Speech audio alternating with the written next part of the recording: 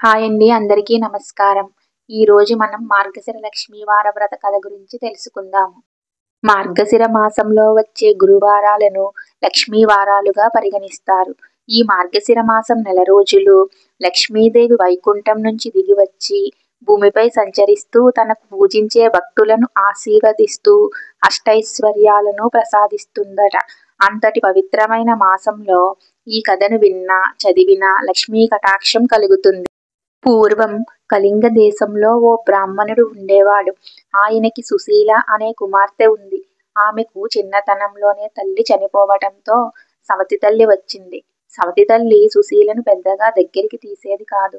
ఆమెకు పుట్టిన సంతానాన్ని ఆడించమని సుశీలకు అప్పగించేది సవతి తల్లి.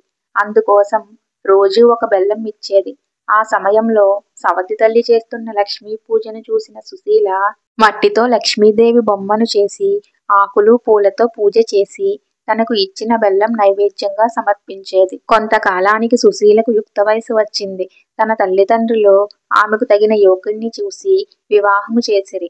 ఆమె తన అత్తవారింటికి వెళుతూ తనతో పాటు నిత్యము పూజ చేస్తున్న శ్రీ మహాలక్ష్మీదేవి బొమ్మను తన వెంట తీసుకుని వెళ్తుంది. అయితే సుశీల వెళ్ళిపోవటంతో పుట్టింట్లో గల సిరి సంపదలు కూడా తగ్గిపోతాయి. అత్తింటి వారు అకస్మాత్తుగా వృద్ధి చెందుతారు. సిరి సంపదలు చూసి ఆశ్చర్యపడిపోయి తమ కోడలి అదృష్టమును మెచ్చుకొని ఆమెను ఆప్యాయంగా చూసుకుంటారు. కొంతకాలానికి సుశీలకు తన పుట్టింటి వారు దారిద్ర్యాన్ని అనుభవిస్తున్నారన్న విషయం తెలుసుకుంటుంది.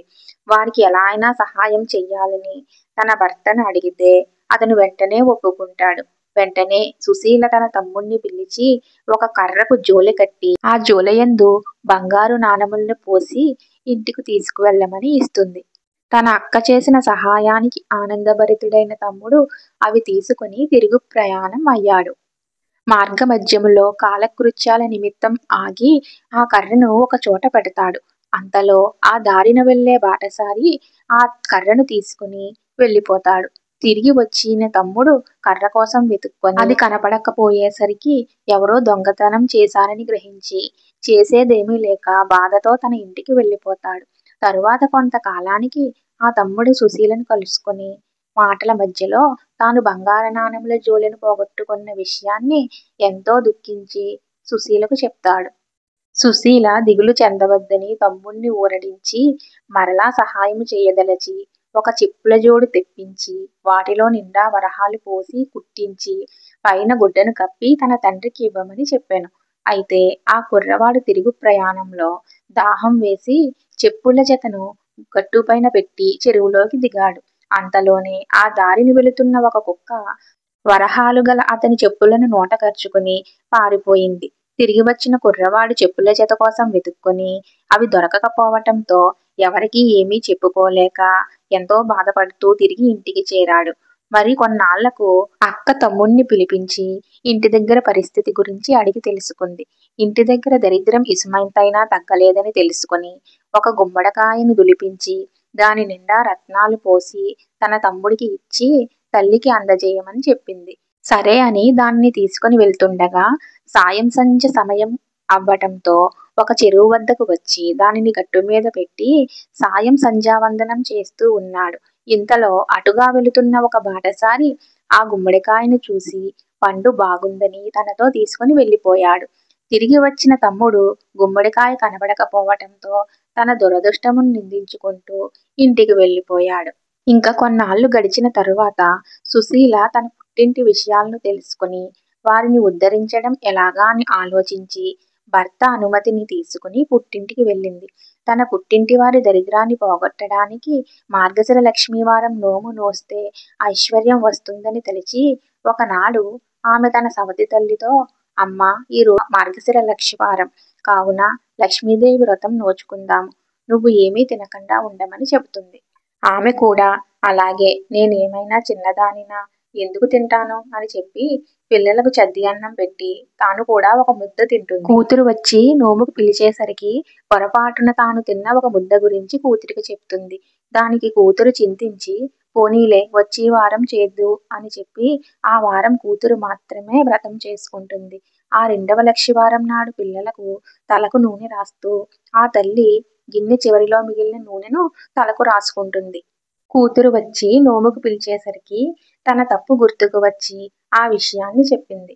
సరేలే, 3వ వారం నోచుకుందువు గాని అని అప్పుడైనా నిష్టగా ఉండు అని కూతురు హెచ్చరించింది. అలాగే అన్నది. కాని ఆ 3వ లక్షవారం కూడా ఆ తల్లి పిల్లలకు తలలు దువ్వుతూ తాను కూడా తల దువ్వేసుకుంది. కూతురికి బాధ వేసింది. ఇలా అయితే మీ దరిద్రం తీరనే తీరదు, మీ బ్రతుకులు మారనే మారవు అని గట్టిగానే చెప్పింది. అంతేకాదు, ఆ 4వ లక్షవారం నాడు ఉదయాన్నే తల్లిని ఒక గోతిలో కూర్చోబెట్టి పైన బల్లలు పరిచి తాను ఇంటి పనులు చేయసాగింది. ఈలోగా పిల్లలు వచ్చి గోతిమీద చెక్కలపైన కూర్చుని అరటిపళ్ళు తిని ఆ తొక్కల్ని చెక్కల సందులోంచి గోతిలో వేశారు. అప్పటికే ఆకలితో నకనకలాడుతున్న ఆ తల్లి అరటి తొక్కల్ని అమృతపు ముక్కల్లాగా తినేసింది. కూతురు వచ్చి నోముకు పిలవగానే అరటి తొక్కల్ని నోట్లో వేసుకున్న విషయం చెప్పింది. ఇది విని కూతురు చాలా బాధపడింది. నిజం చెప్తున్న కారణంగా తల్లిని ఏమీ అనలేకపోయింది. కాని అసలు ఆ పుట్టింటి దరిద్రం పోగొట్టాలంటే తాను మరొకసారి జన్మించాలని దుఃఖించింది. అయినా ధైర్యం వహించి, అమ్మా, చివరి లక్షవారమైనా శ్రద్ధ వహించి వ్రతము నోచుకుంటే బాగుపడతారు, లేకుంటే నేనేమీ చేయలేను అని చెప్పేసింది. అంతేకాదు, ఆ చివరి లక్షవారం నాడు తల్లి కొంగును తన కొంగుకు ముడివేసుకొని ఏ అపచారము జరగకుండా చూసుకొని స్నానము చేయించి వ్రతము చేయించింది. కూతురు పూర్ణపు కుడుములు నివేదించగానే మహాలక్ష్మీదేవి వాటిని స్వీకరించింది.